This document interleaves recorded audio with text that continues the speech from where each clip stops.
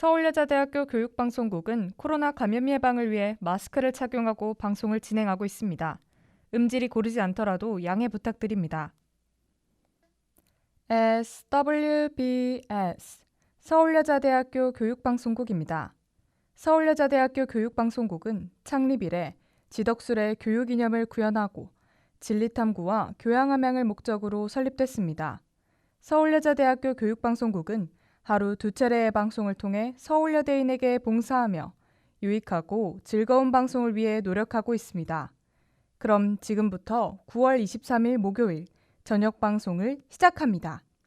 여기는 진리의 소리, 젊음의 소리, 서울여자대학교 교육방송국입니다.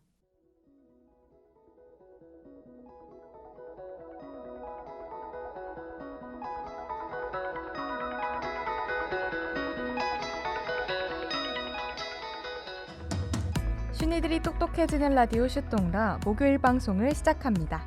안녕하세요, 강수빈입니다. 안녕하세요, 이세빈입니다.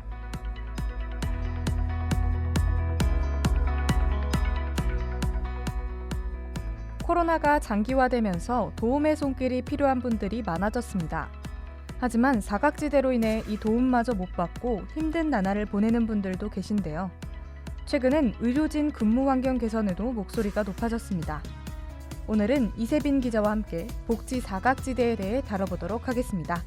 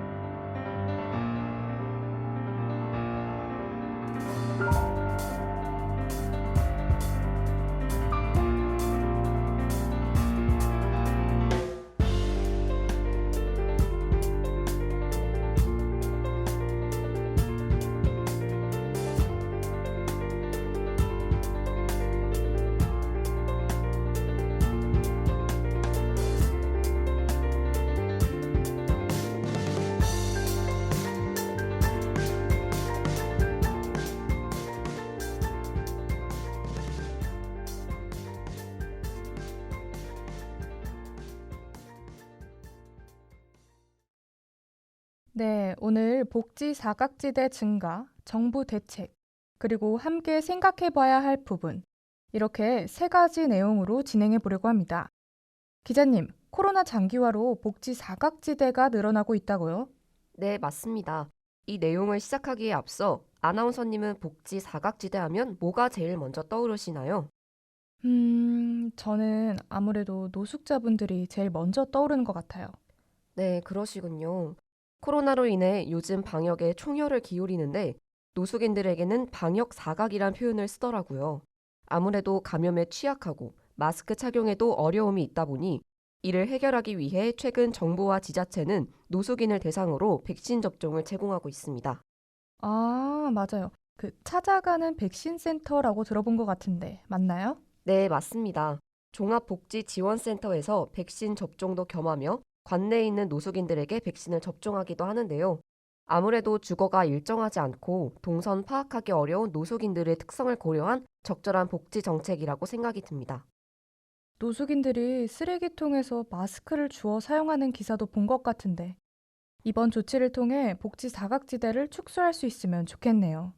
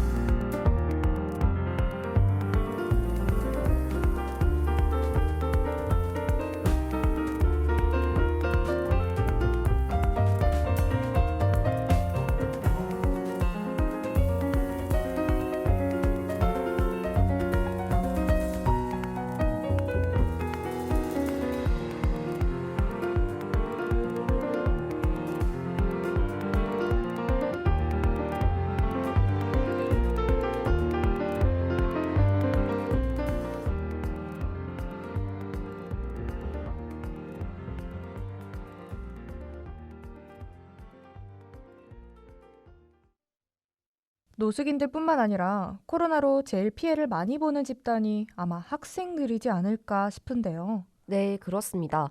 사회적 거리 두기를 위해 학교가 셧다운되면서 초등학생부터 대학생까지 제대로 학교를 가보지 못했는데요. 작년 초록우산 설문조사에 따르면 초등학생 절반이 개학 연기로 인해 낮에 집에서 성인 보호자 없이 지낸 경우가 47%였습니다. 돌봄 사각지대가 발생한 거네요. 거의 방학이 길어지는 것과 마찬가지인데 여러모로 우려가 됩니다. 네, 이를 위해서 올해 교육부는 코로나19 장기화에 따른 일상 지원과 아동 청소년 보호 방안을 마련했다고 밝혔는데요.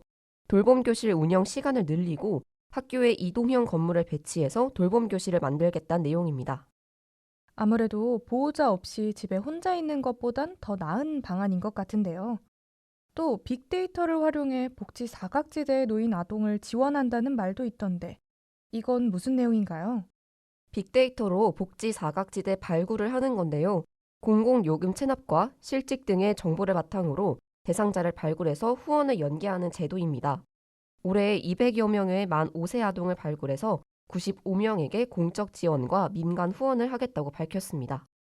네, 첨단 기술을 통해 아동뿐만 아니라 복지 사각지대에 놓인 다른 분들에게도 도움이 됐으면 좋겠습니다. 최근 코로나로 인해 복지 사각지대 발생이 더 많아진 것 같습니다. 대부분 몸이 불편하거나 노인분들이 많기 때문에 복지 서비스가 있어도 신청을 못하는 경우가 있는데요. 찾아가는 방문 서비스라든지 관찰 서비스가 더 필요하다고 생각합니다.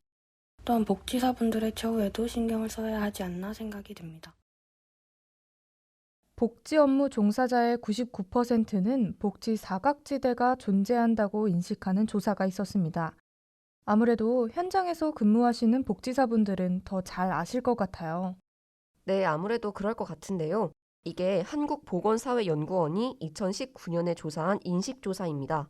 사각지대가 가장 심각한 제도로는 공공부조를 제일 많이 언급했다고 하는데요. 그 다음이 건강보험 및 장기요양보험이었고 마지막이 공공임대주택이었습니다. 공공부조에서도 국민기초생활보장제도의 생계급여가 대부분을 차지했다고 하는데 이건 왜 그런 건가요? 저희가 복지 사각지대가 나타나는 본질적인 이유에 대해 생각해보면 더 쉬울 것 같은데요. 사각지대는 안 보이는 부분이잖아요. 거기 계신 분들, 즉 대상자가 신청을 하지 않는 거예요. 방법을 모르거나 그런 복지가 있다고 아예 모르시는 분들이 대부분이라는 거죠. 인터넷을 통해 신청하거나 직접 기관에 찾아가서 신청을 하는 방식일 텐데 어르신이거나 장애인일수록 거동이 불편해서 더 못하실 것 같다는 생각이 듭니다. 이런 문제를 해결하기 위해선 위에서 언급했듯 찾아가는 복지나 복지제도의 홍보가 더 적극적이어야 할 것 같네요. 그럼 여기서 전문가님의 의견 들어보도록 하겠습니다. 기초생활 수급이라든지 이런 것들을 혜택을 못 받는 사람들이 이제 복지 사각지대라고 보통 얘기를 하거든요.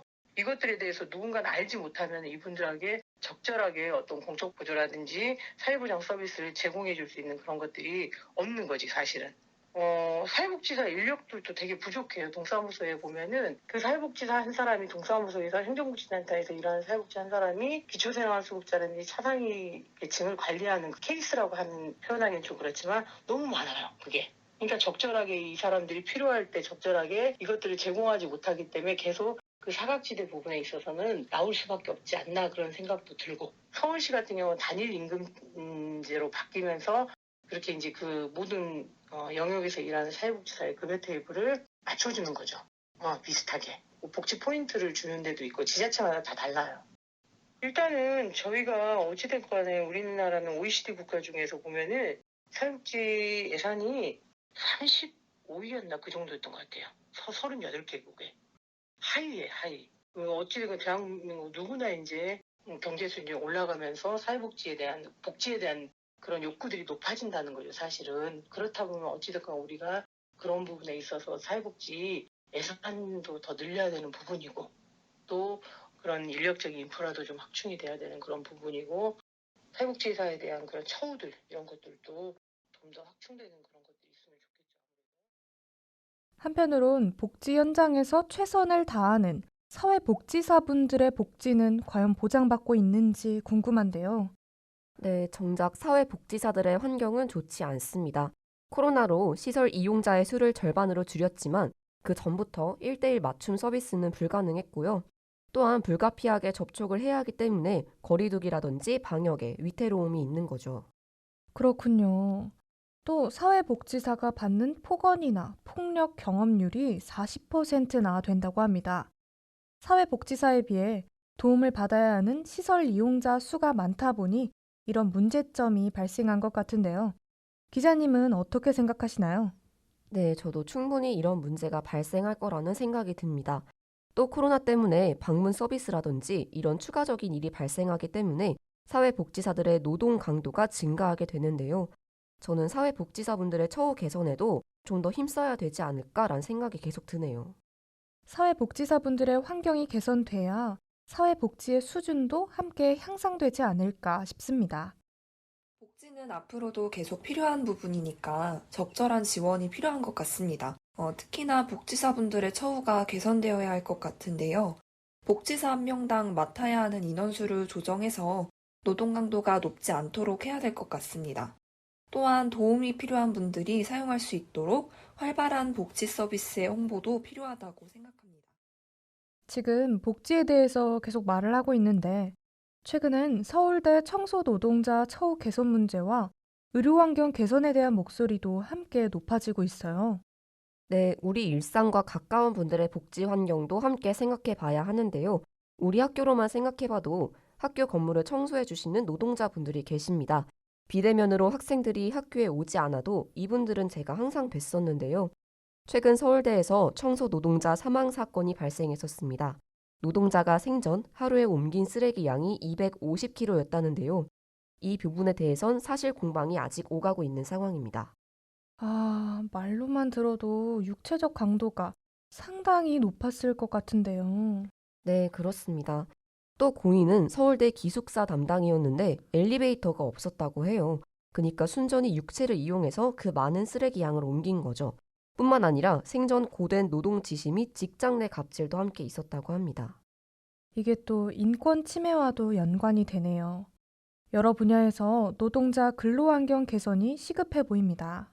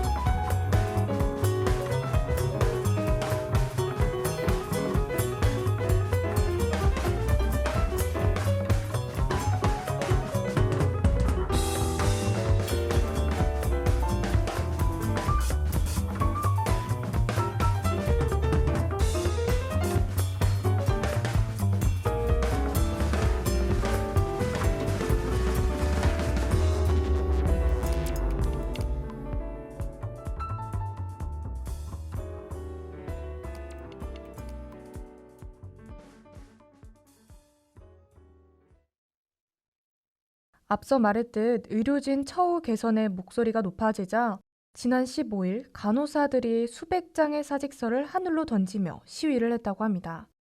의료진 복지에도 문제가 많은 것 같은데요. 네, 방역복과 투명 가림막을 착용한 간호사분들이 시위를 한 일인데요. 하늘로 뿌린 사직서는 지금까지 코로나 상황 속에서 퇴직한 간호사분들의 것이라고 합니다. 지난 20개월 동안 서울의 대형 병원 3곳에서 모두 674명이 퇴직했다고 하는데요. 업무 분담은 고스란히 남은 간호사들이 짊어지게 됐다고 합니다. 뜻하지 않은 재난으로 확진자 수는 계속 증가하고 있는데 이를 치료할 의료진의 수는 너무 적다 보니 이런 문제가 나온 것 같아요. 간호사 한 명이 담당하는 환자의 수가 너무 많다 보니 간호사 수를 충원해야 할 것 같은데 쉽지가 않은가 봅니다.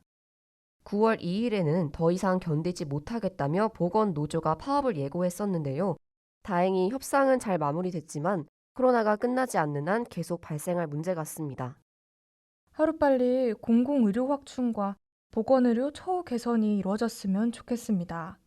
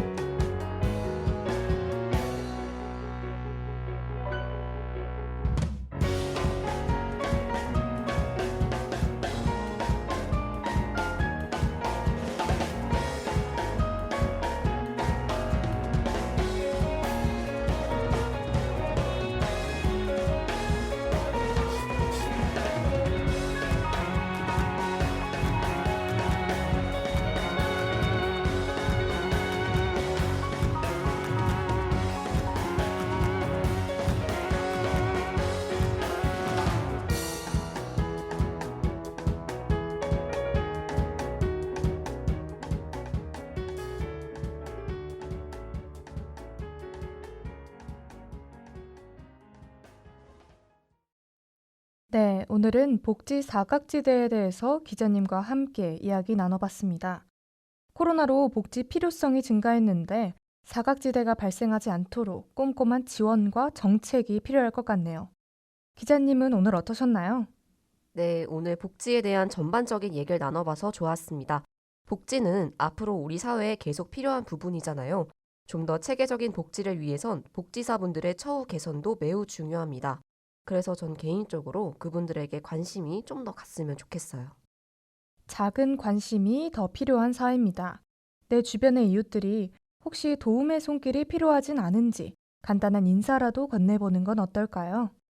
오늘의 슛동라 여기서 마치도록 하겠습니다. 저희는 다음 주에 다시 찾아올게요. 감사합니다. 감사합니다.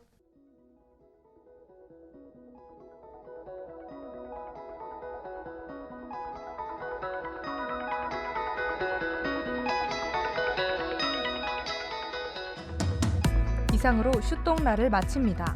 지금까지 제작의 제50기 보도부장 저널리즘 전공 2학년 이세빈, 기술의 제50기 기술부장 경제학과 2학년 고주연, 진행의 제50기 아나운서부장 국어국문학과 2학년 강수빈, 제50기 보도부장 저널리즘 전공 2학년 이세빈이었습니다.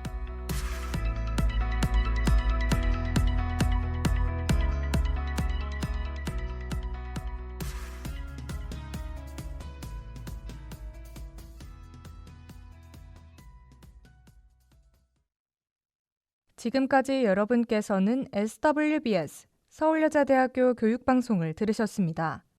서울여자대학교 방송은 월요일부터 금요일까지 오후 12시 30분부터 12시 50분까지 저녁 5시 40분부터 6시까지 총 60분간 정규 방송을 하고 있습니다. 지금까지 청취해주신 여러분께 감사드리며 이상으로 9월 23일 목요일 정규 방송을 모두 마치겠습니다. 여기는 진리의 소리, 젊음의 소리, 서울여자대학교 교육방송국입니다. SWBS